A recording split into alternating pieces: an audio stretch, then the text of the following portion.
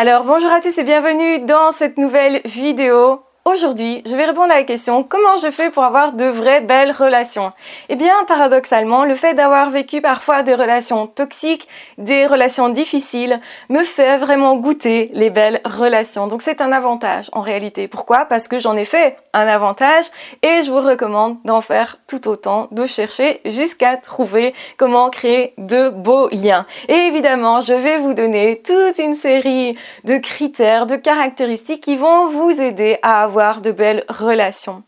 La première chose que j'ai à vous dire en relation, la première chose que je fais, c'est toujours restaurer l'image de l'autre, donc de la réparer, en tout cas de ne pas l'attaquer. C'est vraiment très important que nous ayons tous une bonne image de nous. En réalité, quand on est blessé de quelque chose, on est rarement blessé par l'autre, on est plutôt blessé par ce qu'on pense soi-même de soi.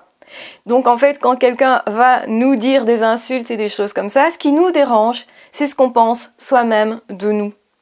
Donc en réalité, préservez toujours l'image que l'autre a de lui-même. Donc ne laissez surtout pas l'autre s'enfermer dans une image qui n'est pas lui, qui n'est pas valorisante, qui n'est pas positive, parce que forcément ça va lui faire du tort et lui porter préjudice. Donc, quand je dis que c'est important de sauvegarder l'image de l'autre ou de la restaurer, c'est de se dire que si une personne passe son temps à se dégrader, eh bien, nous, on ne va pas aller dans ce sens. Donc, c'est-à-dire qu'on va dire à la personne quelles sont ses qualités et ce, le plus justement possible, le plus honnêtement possible. Et c'est super important parce que parfois, on perd un peu confiance en soi dans une relation ou parce qu'on a vécu quelque chose de compliqué. Et donc c'est important de pouvoir dire à l'autre non, là t'es trop dur avec toi et là je suis pas d'accord avec toi.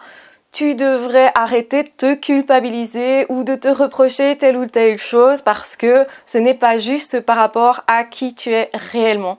C'est surtout super important quand il y a une dispute de ne pas aller dégrader l'image de l'autre, justement parce que ça c'est quelque chose qui va rester longtemps.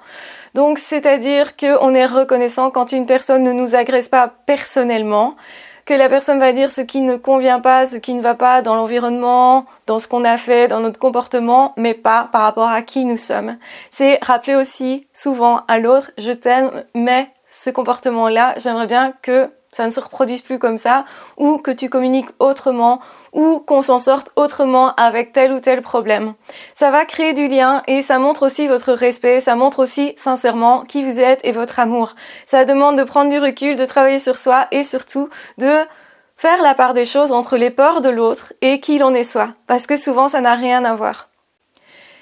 La deuxième chose que je conseille, c'est vraiment de travailler sur soi, de soi être stable, de soi s'aimer le plus possible parce que ça va faciliter la relation avec l'autre. Plus on se traite bien nous-mêmes et plus on aura tendance à bien traiter l'autre. Moins on aura de doutes aussi par rapport à la relation, par rapport à l'autre. Moins on aura de reproches en fait à faire à l'autre parce qu'on s'aime déjà soi, parce qu'on s'est déjà validé et parce qu'on n'attend pas absolument une reconnaissance de l'autre. L'autre n'est pas nécessaire pour nous aimer nous. On s'aime déjà si vous voulez. Et ça c'est super important. Autre chose que je fais pour vivre de belles relations, c'est surtout essayer de faire vivre à l'autre de la joie, du bonheur, du plaisir, du partage, parfois justement avec de l'humour. Autre chose que j'essaye de faire vivre à l'autre, c'est d'être dans la paix, dans quelque chose de calme, de paisible. Donc d'apporter à l'autre un instant de paix. Autre chose qui est super importante aussi, c'est de toujours garder des touches d'attention, des petits actes qui vont faire que l'autre va se dire « Ah, elle a pensé à moi » ou « Elle a fait attention à ça » parce que ça fait toujours plaisir et ça nous valorise.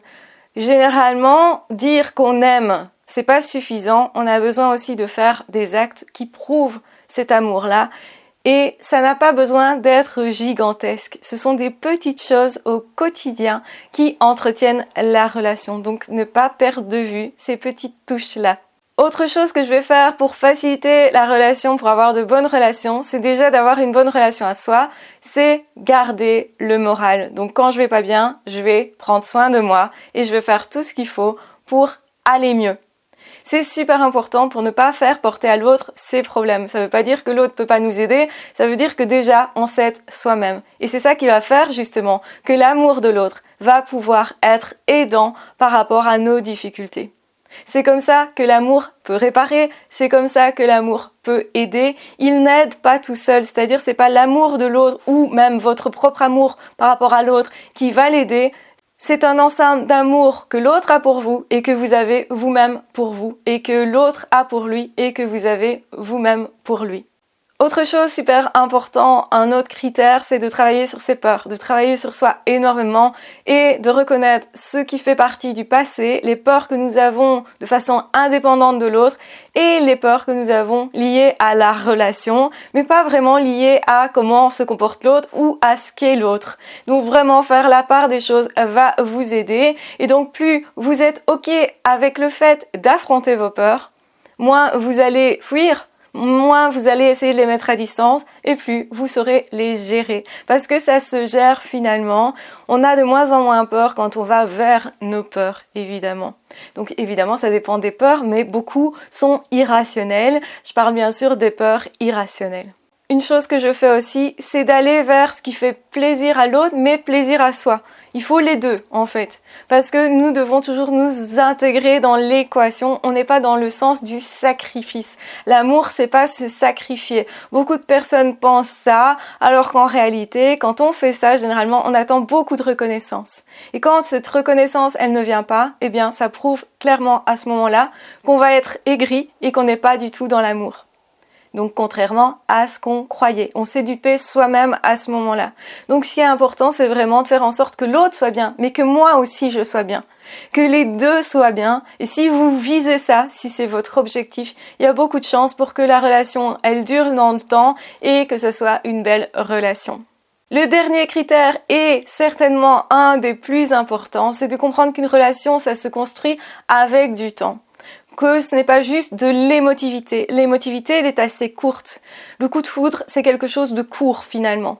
Mais ce qui fait qu'on s'aime vraiment, c'est le fait de prendre son temps, de découvrir sincèrement l'autre, d'avoir choisi de partager son chemin et de continuer de choisir. On continue de faire ce choix.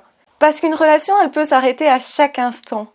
Sauf si on décide à chaque instant justement de continuer avec la personne parce qu'on a toujours du plaisir, parce que c'est toujours dans le partage, parce qu'on a toujours envie de continuer, parce que si on a toujours les mêmes objectifs, donc c'est important d'entretenir nos objectifs communs, de faire des choses en commun, mais de ne pas toujours non plus être ensemble. Ça veut dire aussi de prendre du temps pour soi, de partager avec l'autre ce qu'on aura vécu de façon séparée.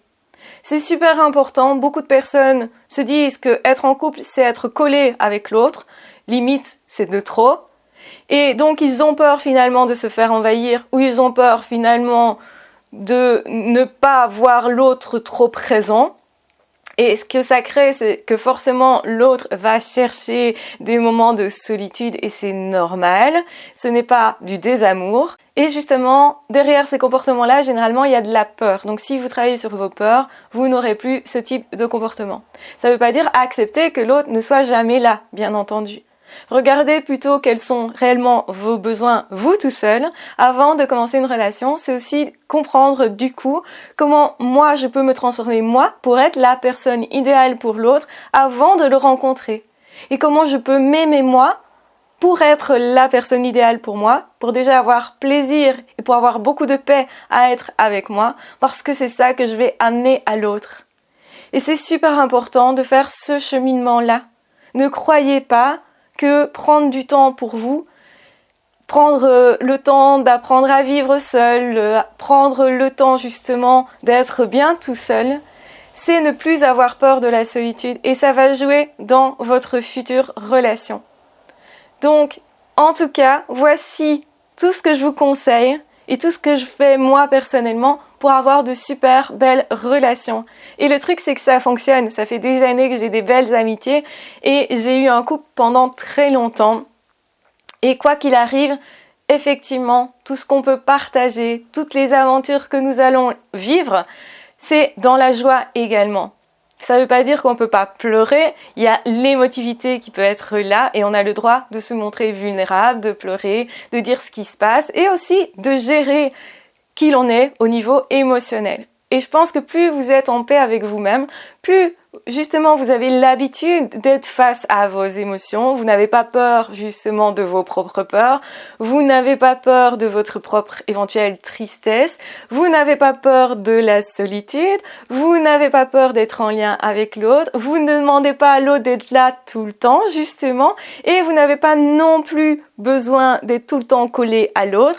Vous êtes OK de prendre des temps pour partager aussi avec d'autres personnes parce que l'amitié, elle est multiple et on a forcément d'autres relations avec sa famille, avec ses amis, avec des personnes qu'on pourrait rencontrer. Donc ne vous fermez pas, c'est pas parce qu'on est en couple qu'on est forcément fermé que sur 2 personnes.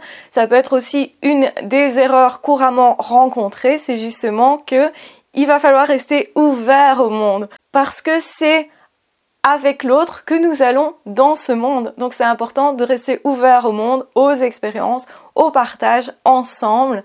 Et donc ça veut dire aussi savoir être à certains moments séparés, savoir prendre de la distance et ce volontairement, non pas pour manipuler l'autre, mais justement pour lui apporter plus de paix parce qu'on avait besoin de retrouver sa paix, plus d'équilibre parce qu'on avait un truc à gérer et on l'a géré.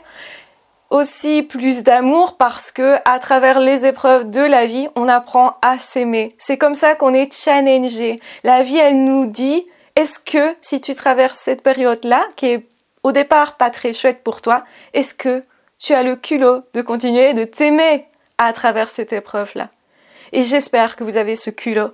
C'est vraiment important de comprendre que tout n'est qu'expérience et qu'il ne faut pas se mettre une pression de fou et encore moins vouloir aller vite pour se prouver qu'on est aimable, pour se prouver qu'on est bien, pour se prouver quoi que ce soit. Vous n'avez rien à prouver. Vous avez juste à être vous et à être calme, paisible, tranquille et dans la joie. Et vous verrez que si vous êtes comme ça, automatiquement, vous allez attirer à vous des personnes qui ont envie de partager avec vous cette joie et cette paix.